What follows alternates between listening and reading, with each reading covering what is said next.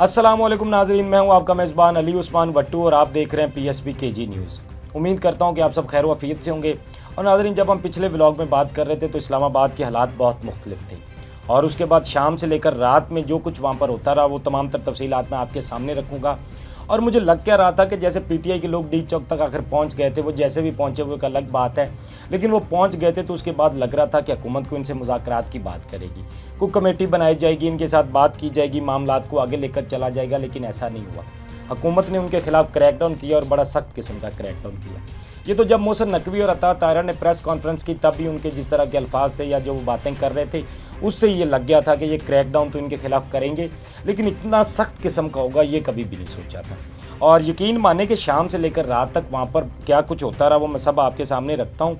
एक तो हुआ क्या कि एक्चुअली जब PTI के लोग वहाँ पर मौजूद थे और उसके बाद तो ये है कि अभी तक तो वो संभले ही नहीं थे, क्योंकि एक तो उन्होंने 3 दिन का सफ़र किया था, थकन में थे, फिर वहाँ पर पहुँचे भी तो मुसलसल उन पर शल बरसाए जा रहे थे। और कोई एक होता है ना कि वो वहाँ पर बैठते, कोई अगली हिकमत अमली देते, कोई बात करते, तो ऐसी सूरत हाल तक तो उनको जाने ही नहीं दिया गया। अब जब पुलिस और रेंजर्स ने उन पर एक बदतरीन शेलिंग हो रही थी और PTI कारकुनान को इन्होंने कोशिश की कि डी चौक से पीछे हटाया जाए, और सिर्फ शेलिंग ही नहीं, क्योंकि शेलिंग तो वो पहले भी कर रहे थे, कहीं ना कहीं वो बर्दाश्त भी कर रहे थे। हाँ ठीक है, मैं ये नहीं कहता हूँ कि PTI के लोग बिल्कुल ही कुछ नहीं कर रहे थे। जब उन पर शल बरसाए जाते थे तो उनकी जानिब से भी पत्थर मारे जाते थे, या जो कुछ वो कर सकते थे वो कर रहे थे। ज़ाहिरी बात है वो हाथ बांध कर तो नहीं खड़े थे, लेकिन फिर उन पर स्ट्रेट फायर करना स्टेट की जानिब से, मतलब आप देखें ना कि वो को बाहर से तो नहीं आए थे, वो पाकिस्तानी थे। आप उन पर शल बरसा रहे हैं और फिर आपने उन पर सीधी गोलियां चलानी शुरू कर दी। मतलब आप इस कदर चले गए, जब उन पर सीधी गोलियां चलाई गई तो वहाँ पर ज़ाहिरी बात है जितना बड़ा हजूम था, जितनी बड़ी तादाद में लोग थे वहाँ पर, तो एकदम आप कह लें कि भगदड़ मच गई और वहाँ पर लोगों ने दौड़ना शुरू कर दिया। मतलब इस तरह की सूरत हाल में जब लोगों ने दौड़ना शुरू किया और फिर एक जो फेक खबरों का सिलसिला इन्होंने चलाया, वो तो आप कह लेना कि एक अलग से ही, मतलब मीडिया पे कुछ और ही दिखाया जा रहा था। अतः के मतलब पहले तो उन्होंने एक खबर होता है ना कि चलें कुछ हद तक आप होता है कि खबर जो आ रही है अब वो नहीं दे रहे हैं। आप शुरू से यही अगर बात करेंगे PTI के लोग वहाँ पर गए तो मीडिया चैनल किसी ने भी नहीं ये दिखाया कि इतने लोग एहतजाज के लिए आ रहे हैं या उनके क्या मुतालबात हैं, वो कहाँ पहुँचे हैं, हुकूमत के साथ क्या मुज़ाकरात चल रहे हैं, कोई भी बात मतलब उनको बिल्कुल रिपोर्ट ही नहीं कर रहे थे। और जब आपने रिपोर्ट किया तो आपने इतना गलत किस्म का रिपोर्ट किया कि आपने वहाँ से ऐसी ऐसी गलत खबरें जो हैं दी कि आपने तो कमाल कर दी कि मतलब मीडिया एक तो होता है ना कि आप किसी हद तक चीज़ को करें, मीडिया ने तो अखीर कर दी। मतलब इस तरह की खबरें कि जियो की कुछ खबरें तो पढ़ के मैं हैरान हो रहा था। खैर बाकी चैनल्स ने भी कोई कसर नहीं छोड़ी है, ये नहीं कि सिर्फ जियो कर रहा था। और वहाँ पर जब स्टेट फायर किए गए तो लोग वहाँ से फिर जो है वो पीछे हटे और कारकुनान जो है वो खैबर प्लाजे तक तकरीबन वापस आ गए थे, क्योंकि इन्होंने कोशिश की कि उनको पीछे को धकेला जाए। और बाद में इन्होंने ये खबर फैला दी कि अली अमीन गंडापुर और बुशरा बीबी गिरफ्तार हो चुके हैं। अब ये इनका मकसद था कि इस तरह की खबरें फैलाई जाए ताकि लोगों को लगे और वो मायूस होकर वहाँ से वो वापस हटें, क्योंकि लीडरशिप पकड़ी गई है। लेकिन हत्ता कि ऐसा नहीं हुआ। जब वहाँ पर शल बरसाए जा रहे थे तो आप कारकुनान का जज्बा तो ये देखें कि वो अली अमीन गंडापुर को बार बार रोक रहे थे। हत्ता कि अली अमीन गंडापुर को शायद वो ना रोकते तो अली अमीन गंडापुर यकीनन वापस चले जाते, लेकिन अली अमीन गंडापुर को कारकुनान रोक रहे थे। और रियासत ने तो उन पर जब स्ट्रेट फायर किए वहाँ पर लोग ज़ख्मी भी हुए और PTI की जानिब से तो ये भी बताया जा रहा है कि कई लोग वहाँ पर जो है जाम बाग भी हुए। तो मतलब रियासत को सीरियसनेस है ही नहीं, मतलब आप पता नहीं करना क्या चाह रहे हैं।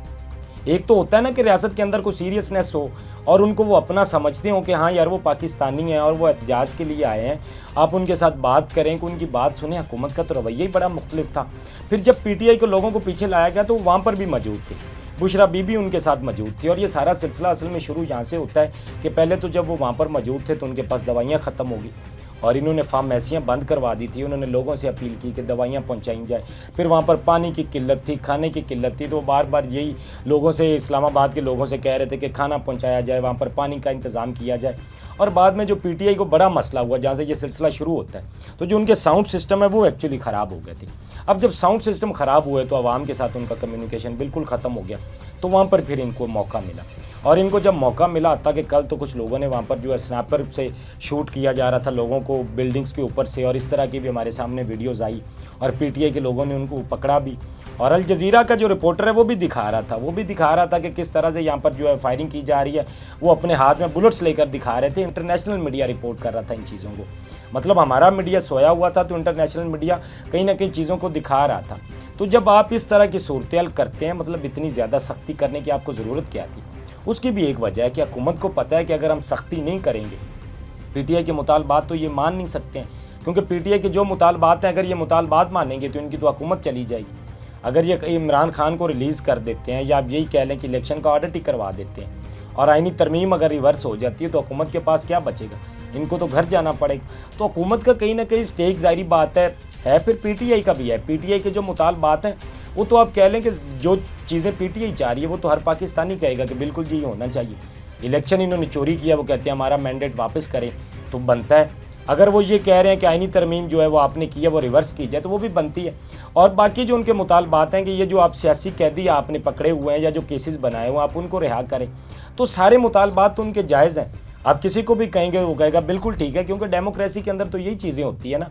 तो जब आप डेमोक्रेसी की बात करेंगे तो फिर आपको उनके मुतालबात सुनने भी पड़ेंगे, और अगर आप मानते हैं तो आपकी हुकूमत जाती है। तो इसलिए हुकूमत को था कि कुछ भी करके, किसी तरह भी ज़ोर ज़बरदस्ती करके कुछ भी किया जाए, लेकिन क्या है कि इनको यहाँ से हटाया जाए। और फिर पहले जब वो वहाँ पर पहुँचे तो क्योंकि कुछ हुकूमती लोग ये बात कर रहे थे कि आपने वहाँ उनको पहुँचने कैसे दिया, या आपने हुई कैसे किया कि वो डी चौक तक पहुँच गए। और जब वो डी चौक पहुँच गए तो इनको परेशानी लगी कि अब इनको यहाँ से हटाना चाहिए, और हुकूमत ने खैर यही कुछ किया, उनको वहाँ से फिर हटाया भी। लेकिन एक चीज़ मैं देख रहा था कि पीटीआई लीडरशिप मुझे वहाँ पर नज़र नहीं है। ठीक है, अली अमीन गंडापुर वहाँ पर मौजूद थे, बुशरा बीबी मौजूद थी, अलीमा खान मौजूद थी, उमर अयूब सब कुछ टाइम के लिए नज़र आए। शेर अफजल मरवत कहाँ थे? फिर पंजाब के काफ़िले अभी तक जिस सारे रास्ते में हैं वो जा रहे हैं, वो वहाँ पर पहुँचेंगे। तो हुकूमत को था कि इसी रात के अंदर ही जो कुछ भी करना है इसी रात के अंदर किया जाए, क्योंकि उनको पता था कि जब फिर पंजाब के लोग यहाँ पर पहुँच जाएंगे तो मसला और उनके लिए बढ़ जाएगा। फिर हुकूमत ने अपनी पूरी कोशिश की कि इसी रात ही इनको हटाया जाए। अब देखिए ना, अता तारड़ साहब जब प्रेस कॉन्फ्रेंस की है तो वो क्या कह रहे थे, वो भी मैं आपके सामने रख देता हूँ। उन्होंने कहा जी कि रियासत बिल्कुल कमज़ोर नहीं है, अगर किसी का ख्याल है कि शैल और बंटे फेंक कर किसी को रिहा करवा लेंगे तो उनकी ये भूल है। अब ये कह रहे थे अता तारड़ साहब। फिर उन्होंने ये भी कहा जी ये आए थे ना कि कंटेनर पर चढ़ने के लिए, हमने इनकी वो फैंटी शुरू की है कि अब 2 चौक पीछे लेकर गए हैं इनको। जब उनको उन्होंने पीछे धकेला ना 2 चौक, तो इस पर कह रहे हैं कि हमने ऐसी फैंटी लगाई है कि इनको 2 चौक हम पीछे धकेल कर ले गए। तो इस पर भी वो बड़ा फ़ख्र महसूस कर रहे थे अता तारड़ साहब। और फिर उन्होंने कहा गोली चलाना आसान है, गोली चलाने पर सब सफाया हो जाएगा। अब ये देखें, ये हुकूमत का रवैया है, और ये हुकूमत किस रवैये के साथ बात कर रही है। जब हुकूमत इस रवैये के साथ बात करेगी तो क्या लोगों के अंदर उसके लिए नफ़रत नहीं होगी? फिर लोगों के अंदर ज़ाहिर बात है अब नफ़रत तो ये खुद डाल रहे हैं। और आपकी हुकूमत को देखें कि पाकिस्तान की अक्सरियत तो मानती नहीं है। फिर जब आपका ये रवैया होगा तो जो मानते हैं इसके बाद वो भी आपको मानना छोड़ देंगे। तो मतलब हुकूमत का तो ये कभी भी रवैया नहीं होना चाहिए। जिस तरह की ये गुफ्तगू थी, मोहसिन नकवी साहब भी कुछ इस तरह की बातें कर रहे थे, बल्कि मोहसिन नकवी साहब का तो ज़्यादा जो मतलब इशारे थे वो बुशरा बीबी की तरफ थे। उनका तो ये कहना था जी कि ये जो कुछ हो रहा है ये इसी औरत की वजह से हो रहा है, और ये तो चाहती है जी कि लाशें, तो आप क्यों मौका दे रहे हैं उनको? अगर वो चाहती हैं लाशें तो आप लाशें ना दें। आप भी तो लाशें देने में कोई कसर नहीं है आपने छोड़ी। आपने जो कुछ वहाँ पे किया है, क्या हुकूमत का ये रवैया होना चाहिए था? और आपने तो वहाँ पर वो तो लाशें चाहते हैं और आपने भी कोई कसर नहीं छोड़ी। आपने भी कहा लें आपके लिए लाशें हाजिर हैं, तो आपने भी अपना पूरा हिस्सा इस चीज़ के लिए डाला है अगर आप वहाँ पर इल्ज़ाम लगा रहे हैं। अब तक तो जो रात की सूरत हाल थी, जो अब तक हमारे पास इतलात हैं, अब तक तो बुशरा बीबी या अली अमीन गंडापुर जो गिरफ्तार नहीं हुए हैं, लेकिन ये मुमकिन है कि अब वो गिरफ्तार हो जाएंगे। अली अमीन गंडापुर तो खैर गिरफ्तार नहीं हो, लेकिन बुशरा बीबी को ये ज़रूर गिरफ्तार करेंगे। और जिस तरह से मोहसिन नकवी साहब की गुफ्तगू थी या जो कुछ वो कह रहे थे, तो ये वो ज़रूर कोशिश करेंगे कि बुशरा बीबी को फिर गिरफ्तार किया जाए। और बुशरा बीबी के हवाले से एक और भी खबर है, बैरिस्टर सैफ साहब ने एक बात की।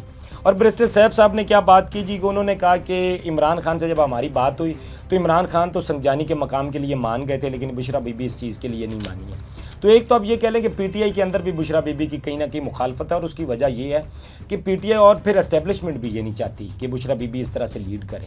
क्योंकि पीटीआई की लीडरशिप में ये तो नहीं कहूँगा कि खैर वो गरदार हैं या कुछ ऐसा, लेकिन वो कहीं ना कहीं कंप्रोमाइज़्ड होते हैं। वो कहीं ना कहीं इनकी बातों में आ जाते हैं, वो कोई भी वजह हो या जैसे भी हो, लेकिन ये पीटीआई लीडरशिप को मना लेती है। तो अब बुशरा बीबी आ गई हैं तो वो इनके लिए दर्द सर बनी हुई, इसलिए मोहसिन नकवी साहब के भी सारे इशारे उन्हीं की तरफ थे। बैरिस्टर सैफ साहब ने ये रात को एक मीडिया पे बात करके उसको एक नया रुख दे दिया। तो अब उनके पास ज़्यादा मौका है, तो अब बुशरा बीबी को तो कहीं ना कहीं गिरफ्तार करने की कोशिश करेंगे, या हो सकता है कि इस तरह की चीज़ें सामने आएँ। फिर इमरान खान साहब ने भी कुछ बातें की थी कल, क्योंकि पहले हालात बड़े मुख्तलिफ थे, तब खान साहब ने कुछ बातें की थी और वो मैं आपके सामने रख देता हूँ कि उन्होंने क्या कहा था। उन्होंने कहा था कि मुजाहरे में शामिल तमाम पाकिस्तानी पुरअमन रहें, मुतहद रहें और डटे रहें। जब तक हमारे मुतालबात पूरे नहीं होते, ये पाकिस्तान की बका और हकीकी आज़ादी की जद्दोजहद है। ये कहा था इमरान खान साहब ने, और वो बड़े खुश थे कारकुनान से जब वो डी चौक पहुँचे। फिर उन्होंने एक और बात भी की, उन्होंने कहा अब तक नहीं पहुँच पाए वो भी डी चौक पहुँचे। इमरान खान साहब ने कहा था कि जो रह गए, और इस्लामाबाद से भी खैर काफ़िले जा रहे थे, और फिर उन्होंने एक और बात भी की, उन्होंने कहा कि मोहसिन नकवी की हदायत पर रेंजर्स और पुलिस ने हमारे वर्कर्स पर फायरिंग और शेलिंग करके पुरअमन शहरियों को शहीद और ज़ख्मी किया, इसका हिसाब देना होगा। इमरान खान साहब ने ये बात की। और फिर इमरान खान साहब ने एक और बात भी की, उन्होंने कहा कि मेरे खिलाड़ियों ने आखिरी गेंद तक लड़ना है। खैर वो लड़े भी। और अगर आप कहें ना कि इसमें हार या जीत किसकी हुई है, तो इसका आप फैसला देखें ना कैसे करें कि एक तरह से सीधी गोलियां बरसाई जा रही थी और एक तरफ कौन से लोग थे कि जो 4 दिन से सफ़र में थे, 4 दिन से वो सड़कों पर थे, सोए वो ठीक से थे नहीं, और फिर भी हम उनका जज्बा देख रहे थे, वो कितना उनका मोराल हाई था। और फिर जब आपने उन पर सीधी गोलियां बरसाई, तो फिर कैसी हार कैसी जीत, उसका तो आप कह लें कि मवाजना ही नहीं किया जा सकता जो कुछ आपने किया है। और फिर ये फ़ख्र महसूस करना कि इतनी ज़्यादा जब आवाम आई है तो हमने जो उनको डी चौक से भगा दिया, आपने जिस तरह भगाया आपको इस पे सोचना होगा। और मैं उस दिन भी ये बात कर रहा था कि हुकूमत को अब तो ये ख्याल नहीं आ रहा जो कुछ वो कर रहे हैं, जो पाकिस्तान के अंदर अब तक हो रहा है, कल को जब ये इनके साथ होना है तो ये क्या करेंगे। अब तो ये रास्ते आप खोल रहे हैं ना। और मुझे एक और भी चीज़ देख के मैं हैरान हो रहा था कि ये जो चीज़ें हो रही हैं, हम तो इनको नॉर्मल ले लेंगे कल को, क्योंकि अब हम उनको इतना इजीली देख रहे हैं और सारी चीज़ों को देख रहे हैं। कंटेनर लग रहे हैं, रास्ते बंद हो रहे हैं, नेट बंद है, लोग सफ़र नहीं कर सकते हैं। और आज आप देखें कि जो लोग एहतजाज के लिए गए उन पर सीधी गोलियां, तो हम तो इन चीज़ों को इतना नॉर्मल ले लिया, कल को हमारे साथ तो कोई भी करेगा तो हम बोलेंगे ही नहीं। मतलब ये हालात तो इस तरफ जा रहे हैं और हम इस पर खामोश कैसे बैठे हैं। आज जिन लोगों पर ये सीधी गोलियां बरसाई गई हैं, आप देखें कि उन लोगों का जज्बा तो मैं इस हद तक देख रहा था। एक दिन पहले हम लोग देख रहे थे कि लोगों को जब रबड़ बुलेट लगते हैं, वो ज़ख्मी होते हैं, तो उसके बाद वो फिर वापस आ जाती हैं पट्टियाँ करवा के। यार ये कैसे लोग हैं, आप उनका जज्बा तो देखें, वो किस जुनून के साथ आए हैं और उनके मुतालबात तो देखें, और हुकूमत का रवैया उनके साथ देखें। तो मतलब अगर आप कहें इस तरह चीज़ें जा सकती हैं सही डायरेक्शन में, तो वो कभी नहीं मुमकिन होगा। मतलब जहाँ पर जुल्म होता है ना, वहाँ पर अमन कभी भी नहीं आ सकता। और आपने तो जुल्म की इंतहा कर दी। और आप मतलब अब चाहते क्या हैं, आप चाहते हैं मतलब कि कोई मामलात अगर ठीक हों तो उनसे बात करें, मामलात को सही तरफ लेकर जाएं। और फिर जो कंटेनर में आग लगी, वो पहले तो होता है कि कहा जा रहा था कि ये कोई मतलब फेक विजुअल्स दिखाए जा रहे हैं, कुछ इस तरह का नहीं हुआ है। लेकिन वो बाद में तस्दीक हुई, इन्होंने कंटेनर को भी आग लगा दी थी वहाँ पर इन्होंने, क्योंकि जब इन्होंने इतनी ज़्यादा सख्ती की, लोग वहाँ से पीछे हट गए थे, तकरीबन आप कह लें खैबर प्लाजा तक आ गए थे, तो इनको मौका मिल गया। और फिर पीटीआई ने यह भी कहा है जी कि तकरीबन को 450 के जो है करीब लोग वहाँ से गिरफ़्तार हुए हैं, जिनको रेंजर्स और पुलिस की जानिब से गिरफ़्तार किया गया है। और ये सूरत हाल रही सारी रात, जो है आप कह लें मैदान जंग बना रहा डी चौक। बहरहाल अब भी पीटीआई के लोग वहाँ पर मौजूद हैं, ये नहीं कहना कि वहाँ से वो सारे चले गए। और ये जो मीडिया पर खबरें दी जा रही हैं ये बिल्कुल गलत हैं। अब तक पंजाब के लोग भी जा रहे हैं और हो सकता है कि ये भी उनके साथ एडअप हों, और वो वहाँ पर हो सकता है कि कोई अपना नया अमल लाएँ, वहाँ पर बैठें। क्या होता है ये तो अब तक जो इंशाल्लाह दिन में हमारे तक भी इतलात आएंगी, और जो भी सूरत हाल होगी इंशाल्लाह उससे आपको भी आगाह करेंगे। और आप भी अपने फीडबैक से आगाह करिएगा कि आपको ये तमाम तर सूरत हाल से क्या लग रहा है। और इस दुआ के साथ मुझे इजाज़त दें कि आने वाला वक्त पाकिस्तान के लिए बेहतर हो। अब तक के लिए इतना ही। अपने मेज़बान को दीजिए इजाज़त। अल्लाह निगहबान। इस तरह की और वीडियोस देखने के लिए सब्सक्राइब कीजिए हमारा चैनल और देखते रहिए PSP KG न्यूज़।